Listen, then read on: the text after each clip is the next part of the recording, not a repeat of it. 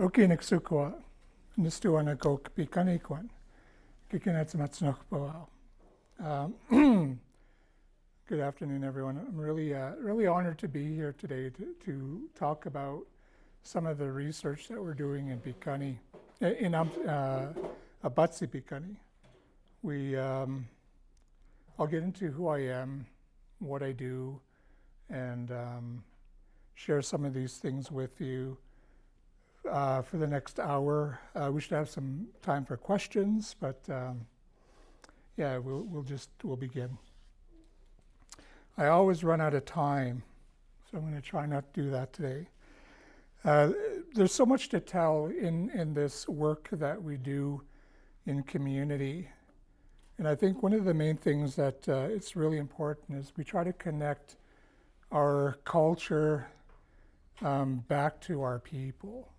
And it's the challenging part is that it's been a long time since we've had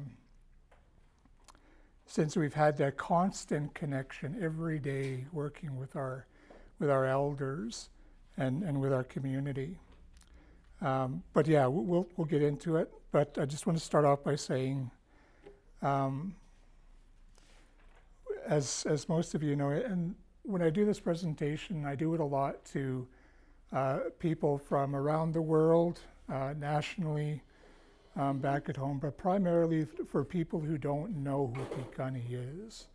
And that's one of the most important things is today I'm talking about the importance of who we are. So these slides in the beginning are really going to be about who Piikani is, where we're situated in our land, and what we some of the fundamental beliefs that we have. So we start off with the Piikani worldview. I know the other Confederacy tribes have a similar term, but we use back home, Piikani Isini. And what that means is our Piikani way of life and being. This term came into our political bodies, I believe it was 93. The chief and council at that time adopted it into council record. So we actually have this as a document that's in our community. But more and more people really didn't understand it at first, but now they do. And they really embrace it because it talks about who we are and how, a simple way of saying our way of life. Niksukua, and again, this is for those who don't know, simply means all my relations. And I think that's a running theme to what I'm going to talk about here today. And as we know in culture, relations means many things. It doesn't just mean our aunties or uncles, it means our connection to our environment, which is really important in a lot of the work that we need to do these days. So when we talk about all my relations, we talk about all beings, animate and inanimate. So the trees, the rocks, the ground, it all has a spirit. And we need to acknowledge that. And we do that in our greeting, Niksukwa, all our relations. And then in that, we have we're interconnected between everyone else. And we do this in a sacred way because we believe, and we will continue to believe, that Piikani and the rest of Siksikaitsitapi have a sacred role. We're the custodians of our lands. We're the keepers of our lands. And it's really important that in my presentation I state that up front. This is my philosophy. But it's not just mine, it's my community's. So who is Piikani? We are members of the Blackfoot Confederacy. And as you know, the Blackfoot together are called Siksikaitsitapi or Nitsitapi. So when we say the difference between the two is that Siksikaitsitapi means all Blackfoot, and Nitsitapi is my own calling for myself and who I am.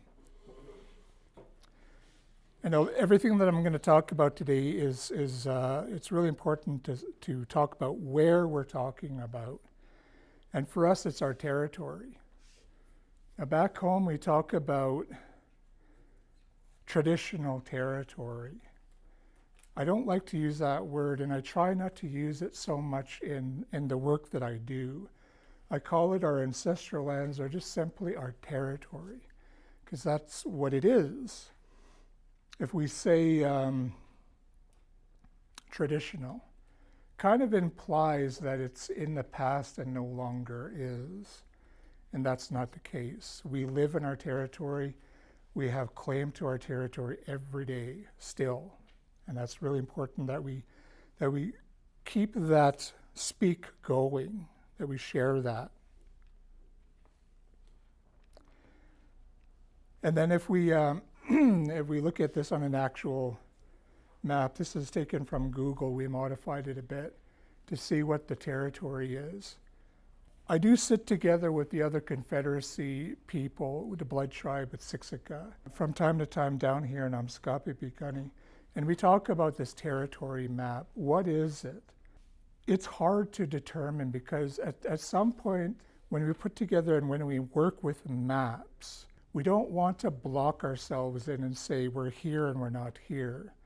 Because in our stories, we have old stories that have us down near Texas. We have stories that have us out at the Great Lakes. So I really use maps with caution. The really important thing to know is that there's no hard lines in this map. There's no boundary, meaning that on this piece of land, I'm in Piikani or Blackfoot territory, and then I take 2 steps that way, I'm not. It's not that way. And it's really important, again, to tell people that. So I do work with companies, I do work with industry people, government people, and they're always saying, where's your map? And I try to be vague with them because it's not really, we don't want to block ourselves in. But at the same time, we have claim to a lot of places that really have been keeping us out of development conversations. And that's, we have to stop that. Because the risk is what actually happens today where we live. We get boxed in on these little pieces of land and they call that our home. It's not our home. It never should have been. So obviously, you know where you come from, where you're at. I'm from Piikani, the green there. And my stories, and I know that there's many, but my understanding is that the only reason why we got put on those reserves was because they were trying to keep our cattle together. And they just put a fence around it, and over time we were just held in there. So that became our reserve. Yeah, so that's what we're working against. This whole information that I'm going to talk about today, we're working against these maps and trying to break them open and say, no, this isn't really true, and this shouldn't be our truth. So just a quick briefing on Piikani today. We have our current chief who was just elected, Troy Knowlton. We have a population, both on and off reserve, about 4,000. We have elected leadership of 8 councillors, and then we have the normal business and commerce and things like that. And again, when we talk about our history, we got to go back to the beginning.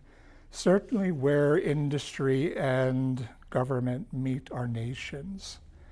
So when I talk to people, we talk about our treaty in Canada. In Canada, it's rightfully called the Blackfoot Treaty of 1877.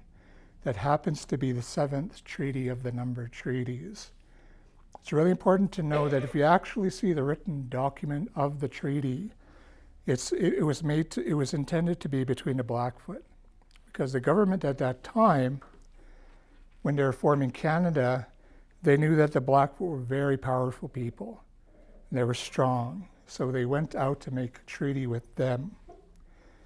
And it's really important, again, to know, and I'm going to talk about many important things, but In that treaty, we never relinquished the territory.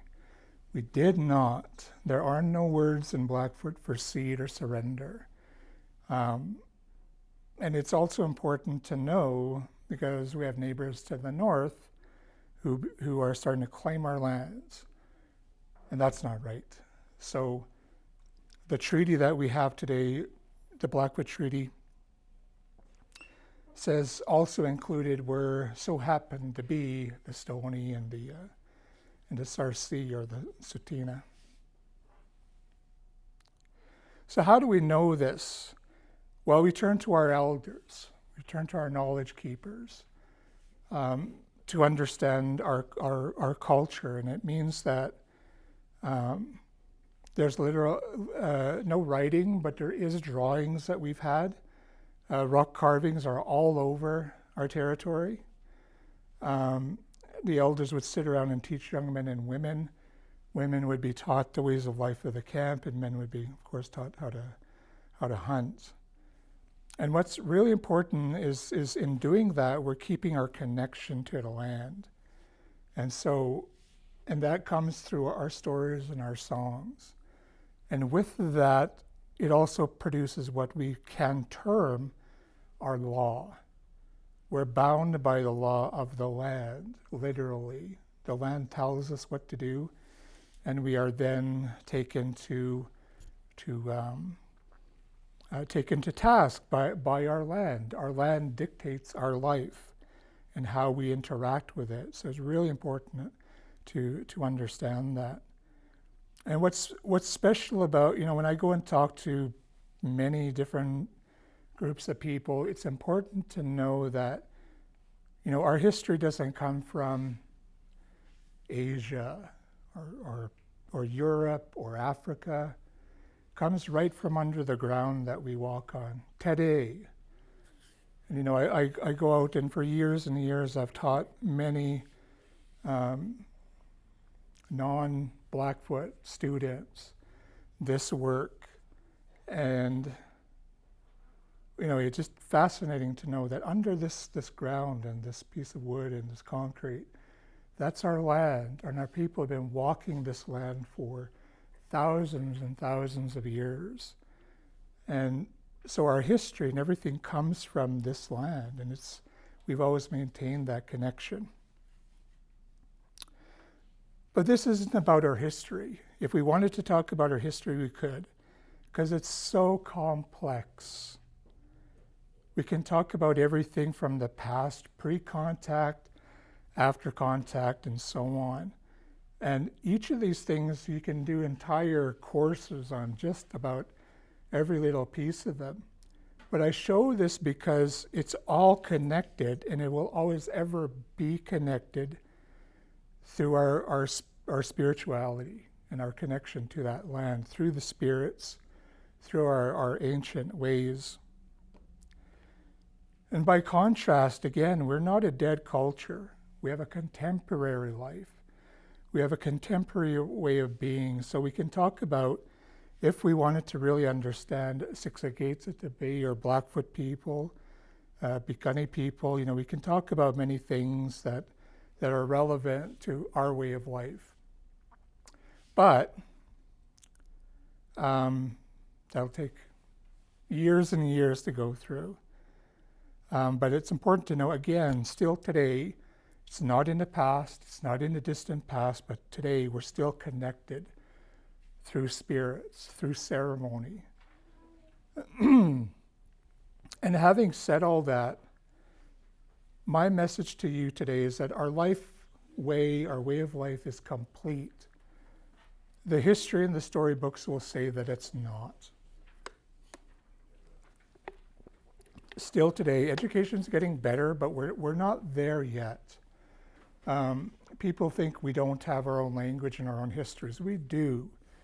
And it's complete. We have ceremony, language, elders, knowledge keepers, sacred law, natural law. We have a knowledge of the land. We have a knowledge of animals, of plants. If we wanted to right now, our people can sustain themselves. We can live. and continue to live as we always have. I'm sure of it. I'm sure that we can. And today, you know, same thing. There's our camp at the Sundance. This teepee right here is my grandson's teepee. That's Ruth and I's teepee at the back there. That's my really dirty van. And don't look at that. Look at that dust. Holy. It's always dusty down there. So, again, having said that, the purpose of today is to talk about cumulative effects. What is that? In the title, I talk about biocultural. What is that? We'll talk about those things. And why research? And we'll have discussions on that in a little bit.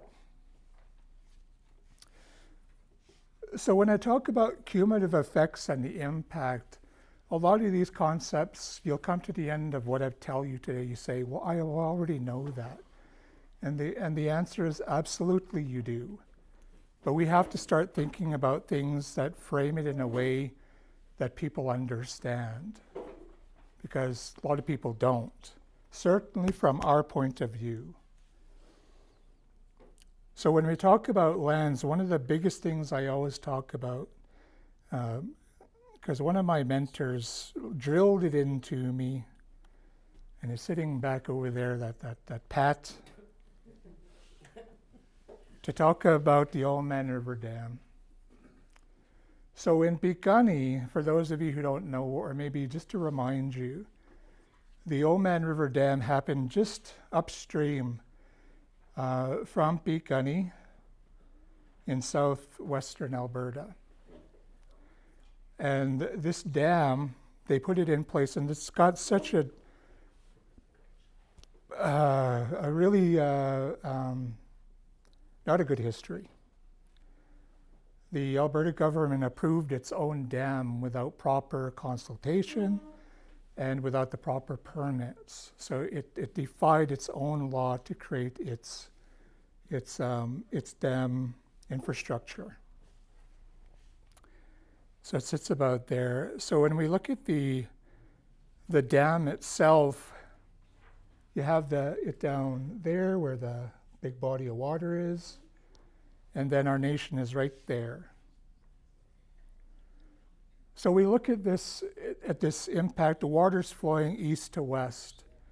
So when we have this dam that's there, right away when they're starting to build this dam, we thought about it, and we told everybody, the government, the farmers, told them that you can't build this dam. It's going to impact our people.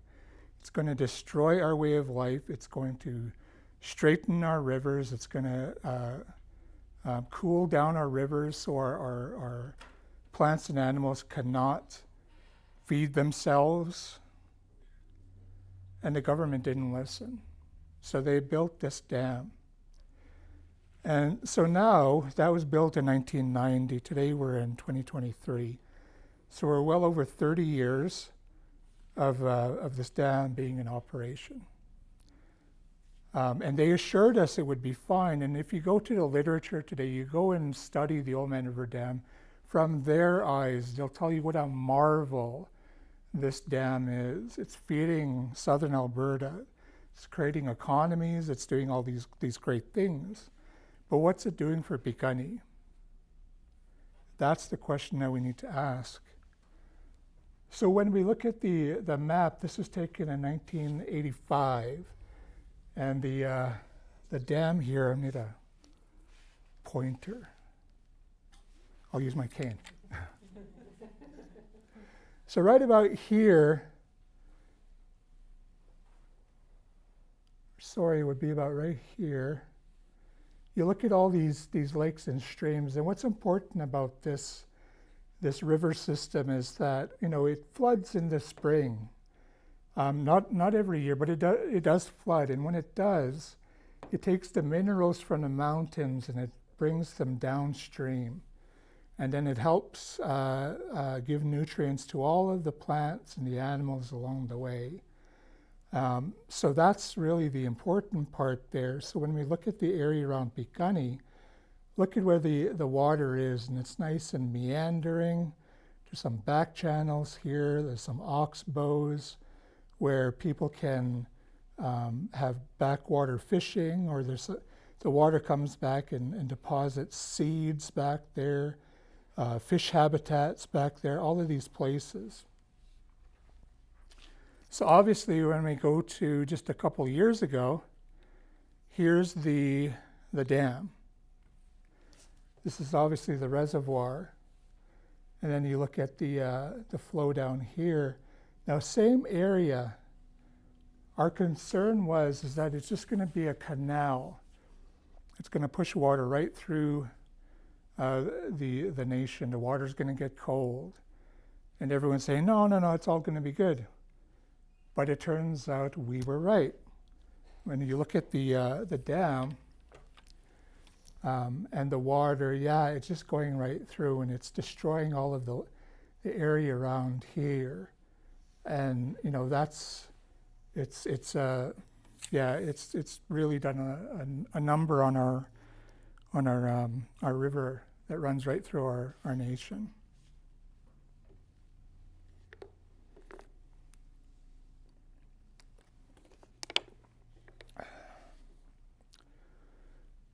So, lessons learned. What can we take from this? Obviously, the first thing that I talk about is the land changed. It's evident, it's clear. And we have to ask ourselves, we have to ask everybody, what was lost in that change? And how does this dam improve the cultural way of life of Piikani? We have to ask ourselves that. We have to ask the government. We have to ask the agricultural industry and all the like. And then in what ways does it disrupt or create confusion or stoppage to our way of life? In what way does it do that? And there's so many answers. And then we say, okay, what's the impact on Piikani? And so, as I've told you, there's so many things. And what happens is, like every single day that dam's operating, the water's flowing through and nobody's getting hurt. Trees are still growing. The fish are still rushing by. So people will look at it and say, well, nothing's wrong. But you see, all of these little things compound on each other. If you don't have this, don't have this, don't have this, it starts adding up and making a person go without where they once had. So if we look at the cumulative impact or the accumulation of an impact, we've had Piikani loss of water access. Because that water flows by, we don't use it anymore, not in the way that we used to. We've lost our spring floods. Now, there have been severe floods that have happened in our river valley, but those are 1 in 50-year floods, 1 in 30-year floods. They don't happen often. Loss of minerals to nourish the riparian habitat. So all of the back channels that feed fish, that feed vertebrates, invertebrates, amphibians, that help us all sustain each other. They're not there anymore. The loss of recreational activities and communities. So our chief tells the story, Troy, his family used to live down at the Summerview in the river valley. And he talks about it often. He used to go play down there. Many people from Townside and Brockett go down there to play in the summertime. And there's a sense of community there. There's a sense of happiness there. And with this loss of the river, we don't have that anymore. And that's really important. So, we lose those things. And that that maybe they go back once every couple years to go when the water's low, but we just don't do that on a consistent basis, and that's the problem. We lost our willows, and I know Pat's told me that many times, and I hear my elders, my knowledge keepers, we lost them, and access to them, the cottonwoods, other trees, other roots that we need in that valley, we don't have anymore. So when we talk about cumulative impacts, the good thing about government now, which is very little, but something good about government is that they are trying to make things just a little better. They are looking realistically at cumulative impacts. They want Indigenous communities to tell them, what does cumulative impacts mean to you?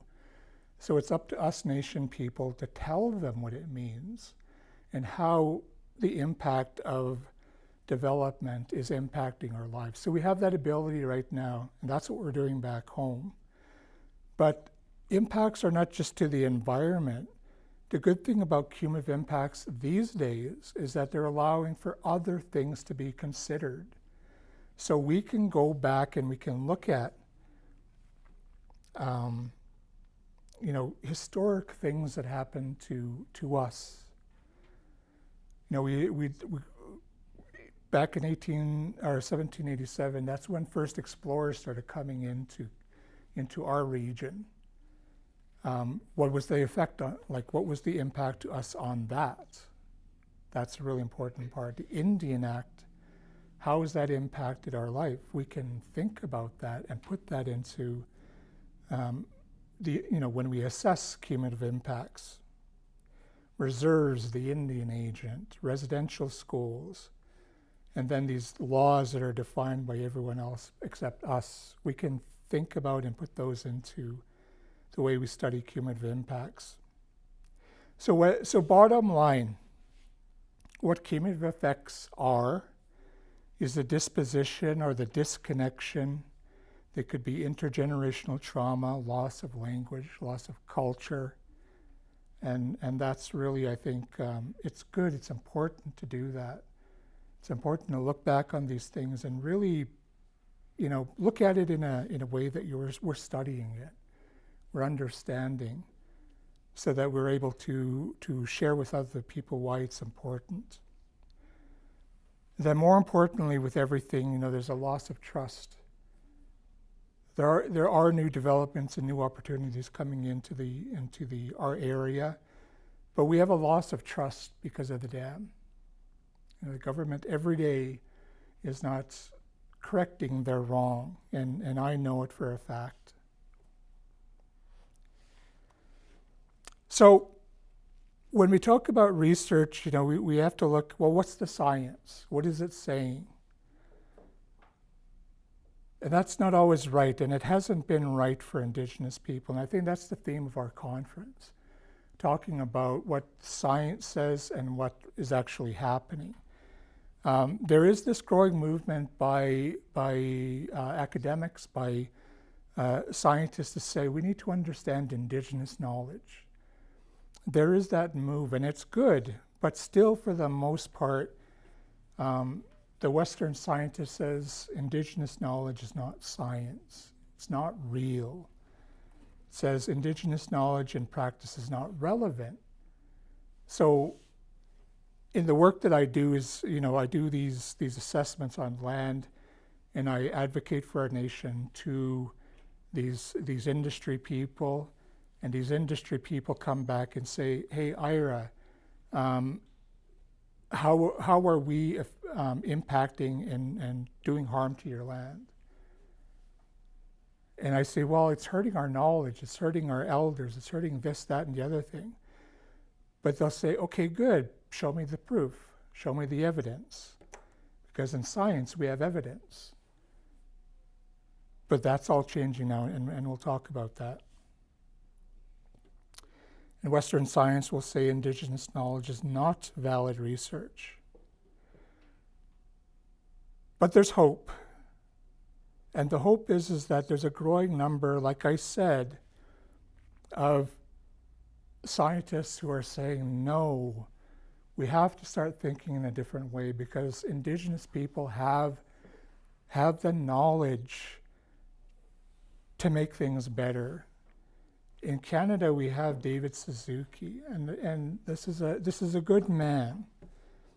He says it's urgent that we empower Indigenous people everywhere and look to their leadership into the future. If you read his readings, he talks about how it's important that we start working with Indigenous communities to understand their way of life, because he is one of the first to acknowledge that our communities have the answers. We've been here for forever.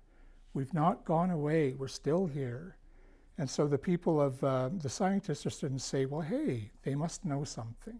So, of course we do.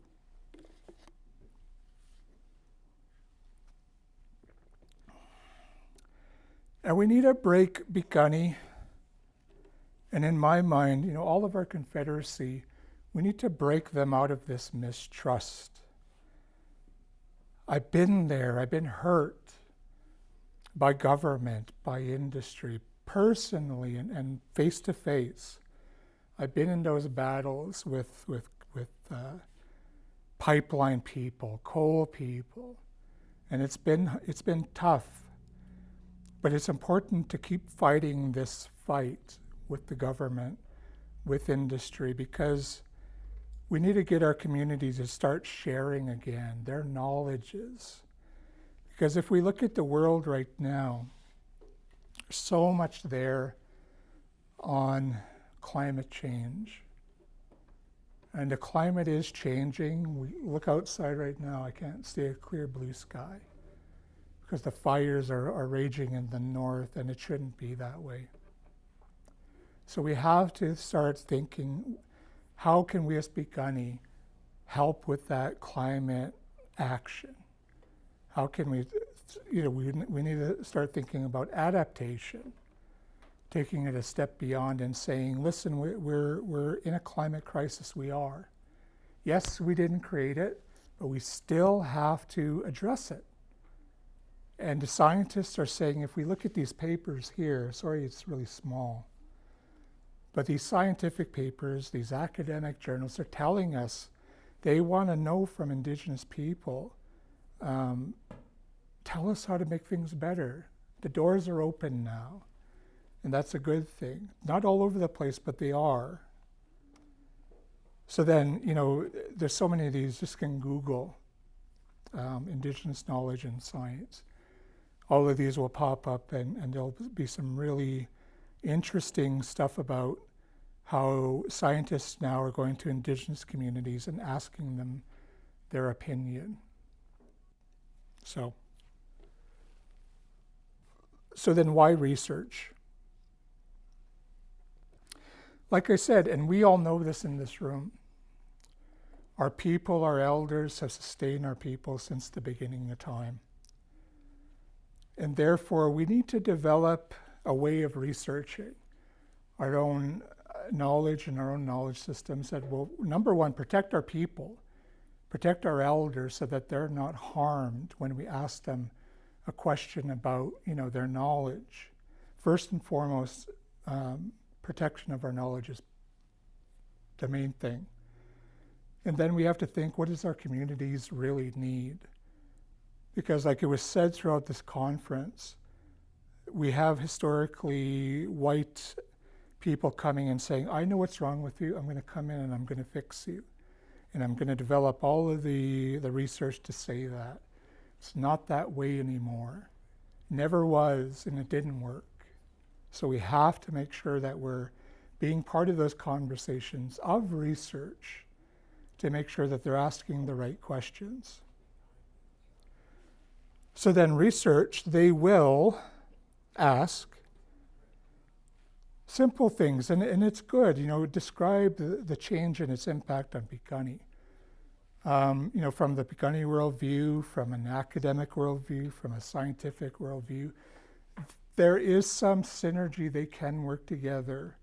There's challenges with all of that for sure, but if we are in control of the way the research is being designed and informed, then I think that we can move mountains. We can do some good. So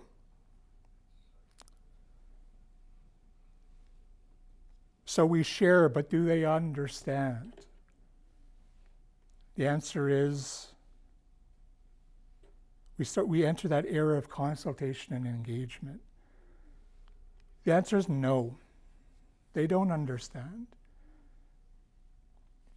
Researchers come in, and I still get these every so often. We get some young academic researchers who have never stepped foot on our reserve, and they want to do research with our people. And that's fine and dandy, but do they understand what they're asking? And again, in my opinion and in my experience, they don't. And when companies do come and ask, government comes to ask, what do you need? How do you want to make this relationship better? And we tell them, but they're not understanding. They just simply are not. They want to use the knowledge on their own time. So, we got the fiscal year coming March 31st. After that, we can't pay you or work with you anymore. It's really crazy. They don't want to take the time to understand. And of course, that leads to the abuse of knowledge, the abuse of people taking this information, cherry picking just what they want, and then going and never coming back. So that's where we are. But again, what I'm here to tell you today is that there is hope. And the hope meaning that if we took research and working with communities and knowledge in our own way, we can make research better, because like I said, we do need our knowledge to help make things better. And not just for ourselves, but for our region, for our territory. Because right now it's burning up. Right now we don't have access, but we absolutely can, in my belief, make it better. So for us in the last little while in Piikani with our programs, we've been working on some Piikani-led research. We've been working on what's called Piikani Community-Based Environmental and Biocultural Monitoring Program. I'll break that down for you, but I don't know if you can recognize that guy there in the pink shirt. Does it look like anyone? Some of our monitors, elder out in the field. Okay, so I said I was going to talk about cumulative effects. I'm going to talk about biocultural. What is that? Okay.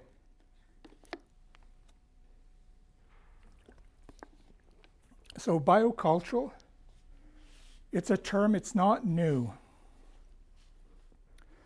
The United Nations have been doing a lot of work for the last 2 decades, working with Indigenous communities around the world. And around the world, they have similar issues as us. They want to make sure that they're protecting their knowledges. They want to make sure that they're protecting their lands. And they have a lot of similar concerns, as do we.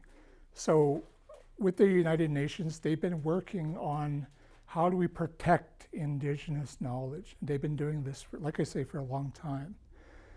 And what they've come up with is developing a system that looks at things holistically. And when we talk about holistically, well, what does that mean?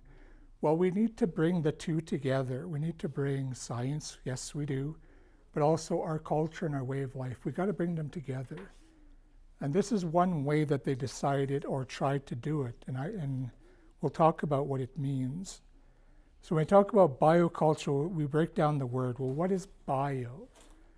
Bio is referring to a biological or a scientific understanding of nature. And we need to understand that because, yes, we need to say, well, what physically can go wrong with a plant, with an animal, this, that, or other thing? What are some of the causes? Absolutely, science is going to help that. But what can help it make it better? We look at cultural. Well, what culture means, and what does culture mean? It means our people's way of life, and it can encompass many things, our language, our knowledge, all of these things. So we bring them together, and the term biocultural has been used in health sciences, it's been used in business, it's been used in I think education, but it's mainly used these days in environmental science, talking about biodiversity and the diversity of ecosystems. So we're using it in a context of biocultural diversity. So when we talk about biocultural diversity, we're comprising all these things into one. We're comprising biological, cultural, and linguistic, because in this work, we believe that all of these things come together and need to work together. You cannot work with your environment without knowing the indigenous knowledge that has sustained that culture. You can't. You need them to work together. That's the idea of bioculture, is that they're working together constantly. As I'm talking, you'll probably have heard other terms to describe this, but again, this is something that's worked for us and worked for me. There is, and we take this biocultural a step further and apply it to our heritage. Now our heritage, if we look at this graph right here, this is what's termed as biocultural heritage, according to the literature. So what this means is that the green is Earth, is Mother Earth. And then upon Earth, you have to have your cultural, your spiritual, and your customary laws that govern that relationship to the Earth. Next is, upon that are the territories, the resources, the ecosystems, diversity of genes, so on and so on. And then on top of that is knowledges, innovations, and,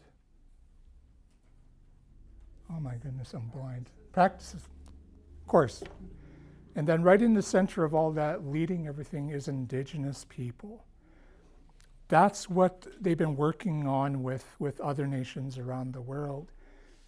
So when I looked at that, I thought, that's so similar.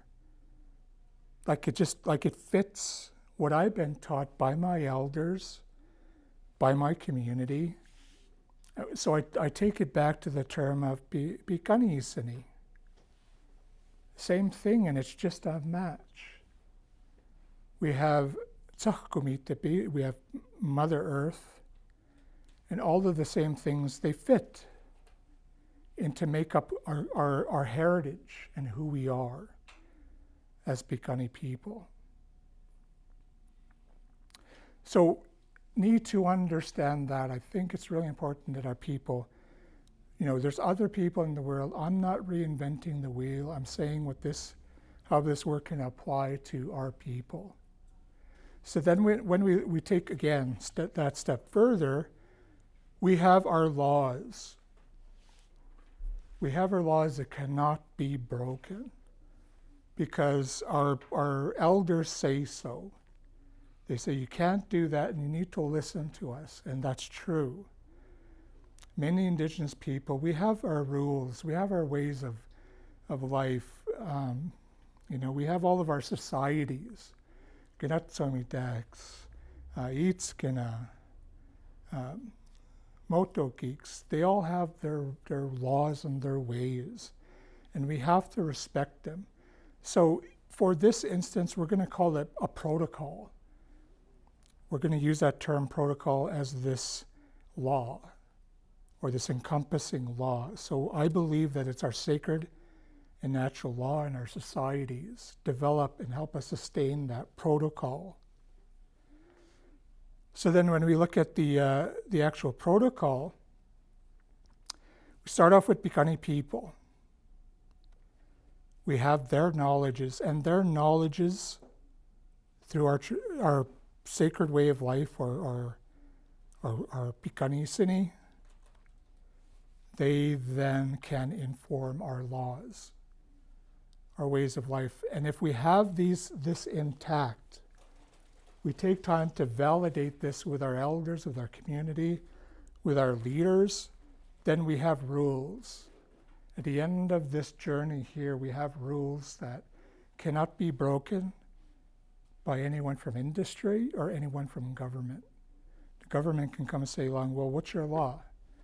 Well, we have it. This is it. It was defined by us and it's ours. So this, in a nutshell, is our Piikani biocultural protocols, and it's made up of people, land, and culture. So for us, that's what biocultural is. It's something that we're trying to live by in our consultation work and engagement work and back home.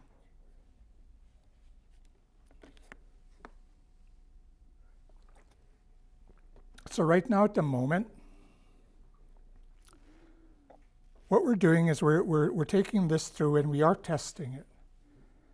We're using university students, and we're doing some activities in our community to go out there and study the land, work with elders, work with community members to help them understand what are our connections to the land. And in doing so, we're documenting, we're keeping up records of what was said, and then we put them into the model that's being created as we go along. Alrighty.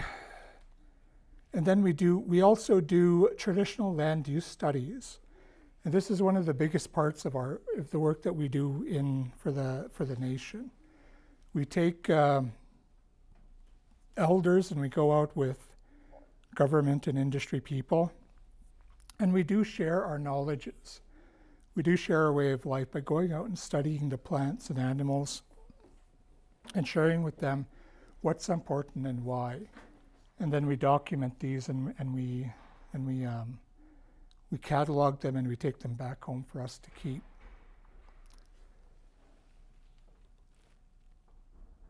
There's Shirley, one of our now counselors, Albertine. We sometimes go out with other Confederacy members, Blood Tribe and Siksika. We have Scotty, Many Guns back here. And then we try and take youth and community when we can. Take them on these trips to the mountains or off in the field somewhere to understand what it is that we do. Because it's a really important work that we have to reaffirm with our community members how important it is to maintain those connections to our lands and to our people. Another way that we do this is we do this through what's called community-based monitoring. The idea is that I need to understand our connection to our environment back home in Piikani and to our territory. And it's really important that you hear everybody's perspective. You need to hear from the youth, you need to hear from professional people, community people, leaders, society people. We need to hear their thoughts on working with the environment. So we have developed a monitoring program where we take students and community members out to the field, help them to understand how to identify plants, how to identify resources, those sorts of things. We have partnered with the Government of Alberta and University of Lethbridge to do this work, Environment and Parks, and got a little bit of funding to run some of these programs that way. So we got a good head start on this work in community. We started off in different phases, doing some research, understanding what it is we need to do. Phase 2, doing some field work and some training. And then the last one is really implementing all of these ideas together for our community in the way of helping them understand what's going on. So what do we need to monitor? Well, we call it data, but it's our information. It's our knowledge. We have to make sure that we're documenting these things because we need to know its status. If there is a good batch of plants somewhere, a good place to pick willows, that sort of thing, we need to know where they are so we can take care of them and keep development out of those areas. If there's some sacred sites, like an old Vision Quest site, and there's going to be a pipeline running through, we have to be able to go up there and identify it and tell people, no, stay away. This isn't for discussion. You got to move around or do something like that. Some industry people, they listen, but some don't. So you have to be very strong in the evidence that you collect and the data that you collect. But the important part about this monitoring work is that we need to do it for ourselves. We collect the information by Piikani for Piikani. And we don't base on what we collect out in the field or the research for anyone else really but ourselves, because we need to help our youth understand how important that information is. And like I say, we have to protect our knowledge. We have to protect our knowledge keepers. We have to protect everyone that's involved in creating that knowledge. And then we have to respect the knowledge for its potential or actual use. So when companies come in and say, well, tell us about this area you want us to keep off it. Why do you want to keep off it? Well, we can tell them, but we don't want them to take that information and abuse it and say, oh, well, Piikani said we can't do this because there's an old Okan here, and you just get white people talking about our ways, and it's not good. They'll misunderstand it, they'll misrepresent it. So it has to be us talking about us for us. Okay, I'm coming to the end here. We'll probably end early. That's okay.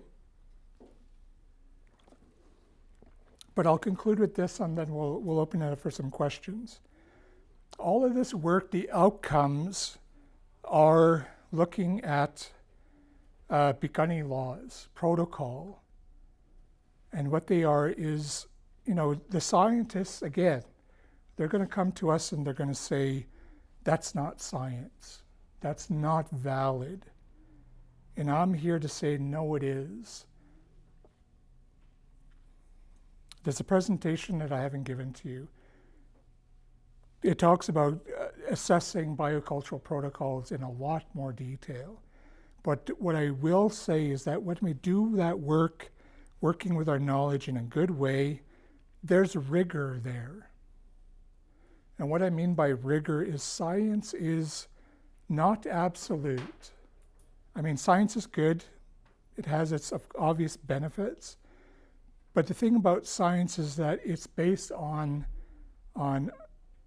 retesting the same process to find the same outcome. And we can do that with our own knowledges. We can test it to show people that it's valid. And I know you were saying, why should we have to validate it? We don't. But at the same time, we do need people to respect it and to not disrespect it. Also, with this work, we establish it based on our own values, and that's fundamentally important because we don't do this work because the government says we should. We don't do this work because a company says that we should. We do it based on our own ways and our own things that we value from our community. And then we know that it's validated by our sacred and natural laws. Our elders will tell you that they can tell when someone's not telling the truth. Certainly in our way of life, in our way of our ceremonial life. And that's true. I think most of you know me, like we're pretty involved in ceremony so that we can, it's my belief, I I have a pretty good discerning way to know when someone's not telling you the truth. And you just, you let them be, but at the same time, you don't really go down that road to say that that person's right or wrong. And then all of this work is foundational to our connection to the land. We can't do this without our land. We can't do this without our environment. We have to maintain that connection, because if we don't, then what are we fighting for? But again, I think it's a great fight, and we're accountable. So I use this way of studying things. It's an Indigenous research methodology called relational accountability. It was mentioned in the keynote yesterday morning. I said, yes, that's exactly what I'm talking about. Relational accountability is this term that's used by academics now to say that I am accountable to my relations. So I have a relationship with my knowledge keepers, my elders. I always have to believe that when I'm standing in front of you today, and today it's literal, but my elders are right behind me wherever I go. I've been fortunate to go speak in our national capital, back home, all over the place in Alberta. And I'm often speaking, like I said, to non-Indigenous people. And again, I have to sit there and think, are those elders going to agree with what I say, or are they going to, call me out and say, no, you're lying? And I have to say no. And I hope I'm saying that because they're here today. But it's being accountable to our relations. That's really important to do in this work. You can't tell a lie, and you have to come with the truth if you want people to understand the truth of our people. So again, I'll conclude to say that it's my belief that I do that with trying to understand things in a biocultural way. I think it's a really good step forward and something that we're going to keep striving for back home in Piikani. And we hope to have some really good informed people back home and other communities as well. So with that, I will say thank you.